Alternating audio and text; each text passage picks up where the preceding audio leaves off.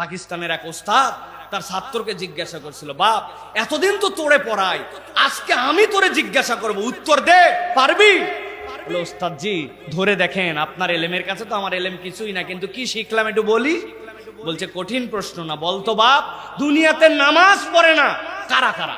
ওই ছেলে অনেক বুদ্ধি খাটায় বলছে, ওস্তাদ জি এক নম্বরে নামাজ পড়ে না দুনিয়াতে যারা অমুসলমান। চিৎকার করে বলতে হবে, অমুসলমান কি নামাজ পড়ে?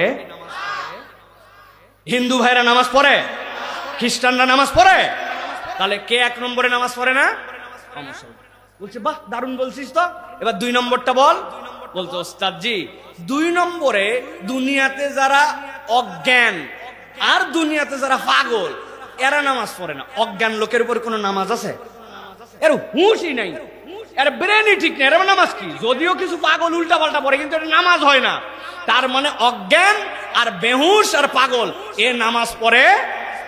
বলছে, দারুণ উত্তর দিছিস। তার তিন নম্বর কে রে?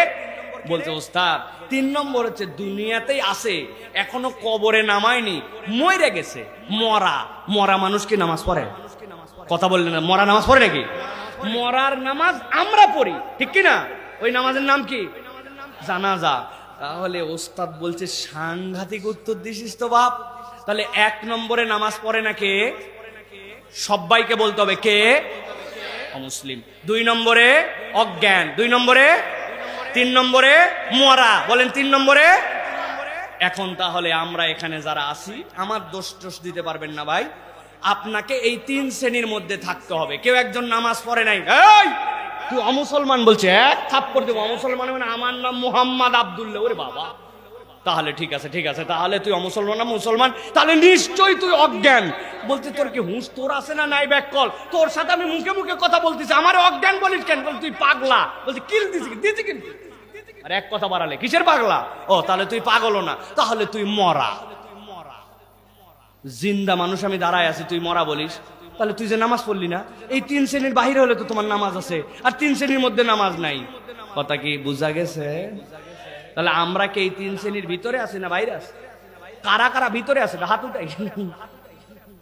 কারা মরা, অমুসলমান, অজ্ঞান, কারা কারা দেখি এই জায়গায়? ও সবাই আছে, তাহলে সবাই নামাজ পড়েন তো ইনশাআল্লাহ।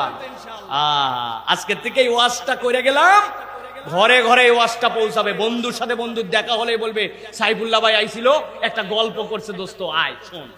পারবেন এই গল্প করতে? মনে থাকবে তো ইনশাআল্লাহ?